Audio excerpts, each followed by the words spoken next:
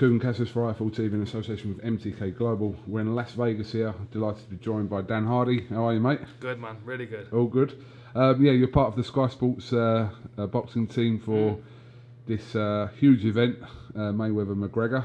Yeah. So you must be pleased to be out here for this, obviously giving your opinion. Yeah, without a doubt. You know, I was expecting to be sat on my sofa at home at 4 or 5 o'clock in the morning watching it on my own, and I mean I would have enjoyed it just taking it all in from a distance, but to be here in the city and to have a voice on the broadcast is a real honour. Okay, let's get straight into it then. Okay. In your opinion, how does Conor McGregor beat Floyd Mayweather this Saturday? It's got to be in the first half of the fight. You know, I think if he starts fast, I think he's going to burn himself out quickly. So I think the first couple of rounds, just kind of feel it out a little bit and just see what Floyd wants to give him, because the changing of the gloves and obviously Mayweather talking about how he's going to be more aggressive in this one after the Pacquiao fight. I think it'd be smart for him to kind of take his time a little bit and have a couple of rounds just to see what Mayweather's doing. But ultimately, I think he needs to be working hard. I think he needs to kind of Maidana it. I think he needs to keep. I think he needs to keep a pace on him. I think he needs to wear him out. I think he needs to hit whatever's available, even if he's not getting through his guard. Work his hands, work his shoulders, work his forearms and his biceps. Anything that he can do to wear Mayweather down, as well as hanging on him in the clinch and wrestling, moving him around in the clinch and being kind of bullyish. When you look through Mayweather's 49-0 unbeaten record and you see the calibre of the best fighters of our era, haven't been able to get anywhere near Floyd Mayweather. What aspect of the unknown, where you've got a fighter not effectively, he's making his professional boxing debut, how much of that is in Floyd's mind that he doesn't really know to a certain extent what Conor is going to bring from that first round? Is that fair to say? Yeah, I think so. I mean, you've got to think that everybody that Mayweather's fought so far, he can find at least 200 or 300 rounds of them fighting. So he can sit and study it. And whether he says he is or not, he's most definitely watching those fights. He's studying. He's learning about these guys. He needs to kind of download their movement patterns, and he's got very little to draw from with McGregor. You can watch the MMA fights, but the range is different. The striking is very, very different. So all he's really got are those 20 seconds of pulling. Yeah, doesn't show him anything at all. So I think that's why there was a switch of the gloves. I think that Mayweather said, "We'll do 8-ounce gloves because then you're going to think I'm coming to fight. You're going to think I'm coming to knock you out," which means that McGregor will start fast. And I think if McGregor starts fast, then he gives Mayweather the look that he wants and gives him that opportunity to kind of study him and download those opportunities for the later rounds. The whole sparring concept in boxing, I'm sure it's the same in MMA. It's kind of the stories that people tell. We don't actually know unless we're in there and we've seen it, or you have a reliable person that said to you, "I saw this spar. This is what happened." It's kind of left your own imagination in some ways. We've seen this no longer than between 25 and 30 seconds. Of Paulie Malignaggi's spar with Conor McGregor. We've all heard what Paulie's had to say about it. What was your take on just that bit, and do you believe that obviously there's 35.5 minutes that we haven't seen? Yeah. So what is your take on that? I certainly don't think it was as one-sided as it's being put out to be. I think that Paulie Malignaggi is a world-class boxer, and even though in his defence, even though he wasn't in shape when he showed up, I don't think he realised that he was being brought in as the sparring partner for an 8-round or a 12-round sparring session, because that's unheard of. You don't do that unless you don't like the guy. So I think he was at a disadvantage because he'd not come ready to do that length of time. So I would imagine the early rounds, particularly the first sort of 5 or 6 rounds, I think would have been far more competitive, if not slightly leaning towards Malignaggi, just based on his ability to time and read his opponents. There is a level of unpredictability in Mayweather's movement, and Paulie did hint at that, and obviously a lot of that kind of hanging on the back of the head and the short uppercuts and that kind of thing. All those tactics that would have taken a little bit of time to adapt to were also in the rounds where Malignaggi is starting to fade because he's not in sparring condition. So the things that we've seen in the later rounds, the knockdown, which whether you think it was a knockdown or not, it doesn't really matter to me because it was in the 11th round, and McGregor was sparring a guy that wasn't in sparring shape. So, I would expect to be able to do that to a lot of professional boxers if they're not in sparring shape. There is a real difference to it. So, I would like to see more of the sparring. More than anything, I would like to see the fight.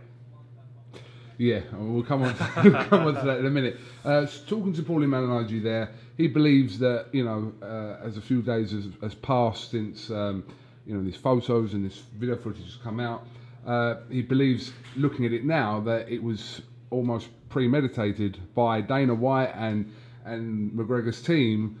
You know, the fact that Paulie Malignaggi is a name in boxing and he's a retired fighter after all, but looking beyond Mayweather-McGregor, the possibility of Paulie fighting McGregor, he believes that this is all kind of premeditated. What do you think of that? Has he got a point with that?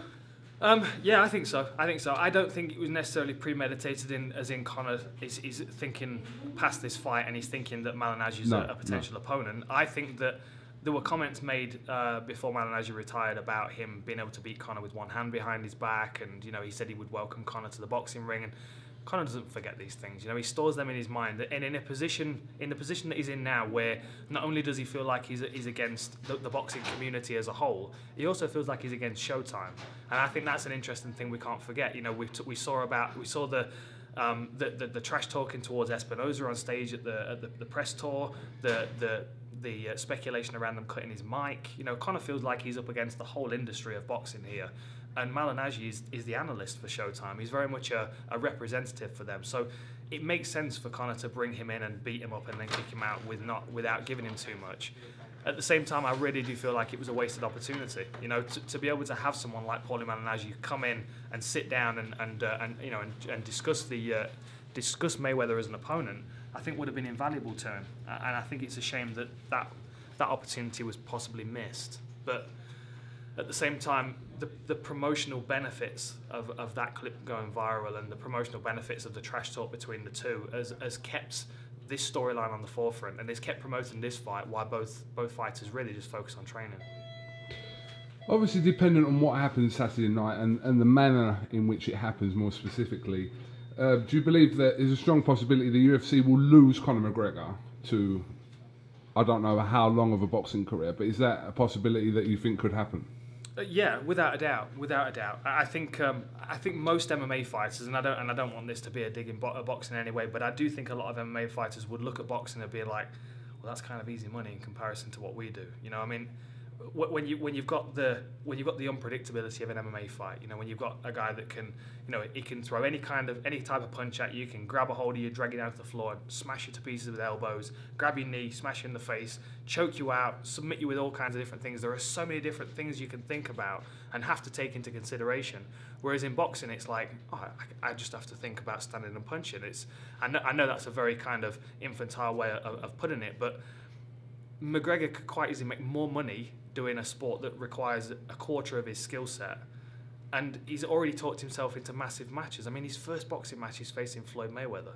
So even if he gives a good account of himself and loses, there are a lot of boxers out there that would certainly put their name forward to fight him, and Paulie's at the top of the list. So it will be difficult to get him back to MMA. The only way that he comes back to MMA, I think, is if he has an awful night on Saturday night and then he feels like he needs to come back and defend his belt. The hardcore boxing fans are not going to like you right now. But listen, we know you're a UFC man, and everyone's obviously entitled to their own opinion about it. But I kind of look at this fight and I see the possibility of either or, the early aspect of it, but also the fact that Floyd Mayweather's been out the ring for 2 years and arguably hasn't knocked anyone out since Ricky Hatton. If we're taking out Victor Ortiz, which is, you know, you have to really put that to one side as a, I agree. You know. Yep. So Ricky Hatton was probably the last person back in 2007 or 8. Yeah. So can you see the possibility of this going the full 12 rounds?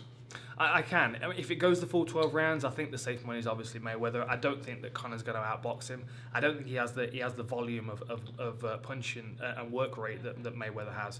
And the other thing as well is that Conor's not great at pacing himself over 5-minute rounds in MMA. So I think pacing himself over 12 threes in boxing is going to be even more difficult for him. So I certainly think that, you know, Mayweather has the better chances the longer the fight goes. But we can't deny the fact that there's always a drop-off. It doesn't matter who you are and how good you are. There's a point in your career where you're not quite as quick, you're not quite as strong, not quite as powerful. You can't recover as fast, you can't take punches as well, you know? Mayweather's excellent at controlling chaos in the boxing ring, and that's why he's 49-0 at 40 years old and still competing. Because, you know, ever since he was Pretty Boy, you know, when he was Pretty Boy, he was taking risks. He was looking to hurt people, looking to take them out. There was a point in his career around kind of the Emmanuel Augustus Burton fight where he kind of switched over and was like, okay, this is stupid. I'm trying to knock these guys out. I'm hurting my hands every time. I know I can outbox them. I know I'm smarter than these guys, so this is how I'm going to fight now. And that's why he's had such longevity in his career. But there is still a point where that drops off. And after 2 years out, 40 years old, you've got to kind of think that, you know, it's approaching if it's not already here. I mean, have you sparred professional boxers? Yes. Who have you sparred? Well, I grew up in Nottingham, so I was around the likes of, you know, Carl Frach, and I used to train with Ricardo Sams a lot. Yeah. He was an excellent amateur, 64-3 as an amateur boxer, and we always used to have guys dropping into our sparring sessions. And I mean, I always loved boxing. I've always been a huge boxing fan, and for me, it was always interesting to see how my skill sets compared against them, because I wasn't focused on a refined skill set. And the thing with boxing is, because it's been around for so long, the skill set has been refined to the point where people know exactly what they need to do to be a professional boxer now. Whereas in mixed martial arts, we're still trying to figure that out. You know, we're still learning about these kind of things. And the art of boxing has been refined to a point where it's actually quite far removed from a real fight. You know, as excellent as Mayweather is as a boxer, if he stands in a boxing stance in an MMA fight, he's vulnerable to all kinds of things. If he ties up in an MMA fight, it will naturally go overhooks like he does in boxing. He gives up the takedown. So boxing is almost, it's quite obscured in a real fight context. And I think that's what makes this interesting for McGregor, because McGregor comes in thinking like a martial artist. And I think martial artists, we do think outside the box. Like, my first thought was, okay, I'm fighting Mayweather. I might not land a punch on his chin or on his body, but I can certainly hit his hands and shoulders. And if I can start beating his weapons up, I can take away one of his major assets. I just saw some of the odds. I was in Miami the other day, and some odds come up on the screen. I can't remember what, I think it was on ESPN, and it's like the odds on Floyd not to land a clean shot in the whole fight. I mean, when they're putting these kind of things out, you know, that's silly. That's silly, of course. You know, I mean, but one of them, then the one after that was a simultaneous knockout. I mean, yeah. But you know, if people are throwing money at this is why this fight's so special, is because the possibilities are out there. You know, people are considering all possibilities, and some of them obviously are quite ludicrous. But then again, you would talk to a boxing purist and think that any way that McGregor wins is ludicrous, and I disagree. I think there are ways he can.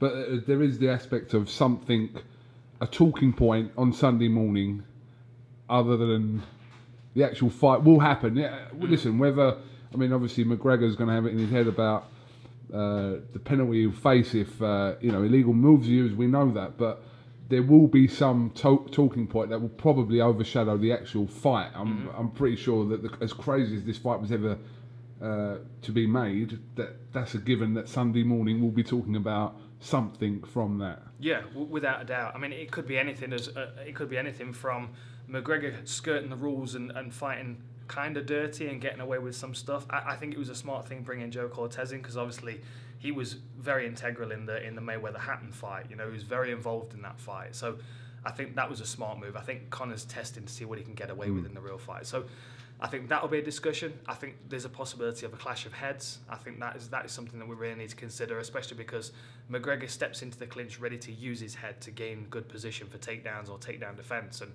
Mayweather doesn't think of head position. He's always, you know, overhooks and head out the way because he's thinking about getting away from punches. So I think there are going to be a lot of talking points. Ultimately, I hope both guys give a good account of themselves. I hope nobody gets badly hurt. I don't think. I think it's gonna. I think the odds of McGregor catching Floyd with a good punch and knocking him out are very slim. But I think the odds of Floyd knocking Conor out are equally very slim. I think if we get a stoppage, it will be a standing TKO. Conor's hands are down, he's punched himself out, and Floyd's just lighting him up with like 60-70% power shots. Just finally, I mean, you have to give obviously Conor McGregor the credit here for coming out of his comfort zone into Floyd Mayweather's comfort zone. Personally, at this point, you couldn't see the reverse of that in a million years. I know Mayweather had his odd comment in the press conferences saying that he would, but surely that, you know, this is kind of Conor going into Floyd's world. So either way, I'm not saying that Conor's got nothing to lose, but he's coming out fully out of his comfort zone, and ultimately people do know that. Yeah, and the safety net in Conor's mind is that regardless of what happens, he's always the better fighter, and I think that there is a safety net there. There's a confidence that comes with that, because no matter what happens, even if Conor goes out there and gets lit up and three rounds into the fight is finished and he's done, he's always safe in the knowledge that in a fight, you know, my friend Brad Pickett is one of the former UFC fighter who's just retired. He said if they're fighting over a pig, Conor gets the ham sandwich. You know, it's true. That's the reality of it. So again, looking at it from a martial arts perspective, Conor's not really risking a great deal, because at the end of the day, he's still the better fighter. He's making more money off this than he has in his entire career so far. You know, he's fighting Floyd Mayweather, so of course he's expected to lose. You know, it's a massive opportunity for him, and I think even if he just gives a good account of himself, I think it bodes well for whatever he wants to do in the future. Not long to find out. All right, well listen, Dan, thank you very much for talking to IFL TV. I'm sure we'll catch up with you in the week. So you'll be busy with Sky and think, but it should be an interesting week. Looking forward to it. Thank you. And I hope I haven't offended too many people. I love boxing. No, listen, you can't get it right. You can say anything. You could be talking about charities, and there's someone that will pick on it. Yeah. Why are you talking about that charity and not that charity? There's always someone on here. Yeah. But listen, like I said, everyone's entitled. I will finish on this. I actually think, out of the boxing world, I think Floyd is probably one of the worst representatives to face Conor McGregor. You know, I think if you put him in there against Canelo, I think we're looking at, you know, maybe a 3-round fight. That's a destruction, because he's a very different fighter. Floyd, I don't think he has the punching power to hurt Conor, and I think because he's not a slow starter, but he's a patient starter. I think there are avenues that have been created for Conor to find his way in. So I think this is the perfect boxer for Conor to fight, and obviously, you know, with the draw that it has. You know, Conor thrives under these kind of lights, and I think that was a bit of a shock for Mayweather as well in the press tour. I think he was expecting Conor to be a bit taken aback by it all. Surely.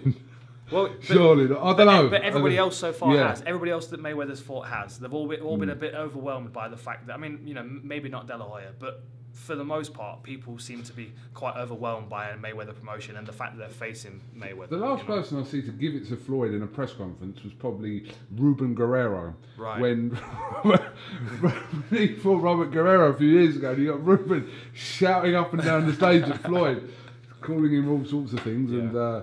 Yeah, listen, it's all part of the build-up. So it is, and we're all enjoying it. Absolutely. All right, Dan Hardy, thank you very much for talking to IFL TV, and like I said, we'll catch up with you in a week.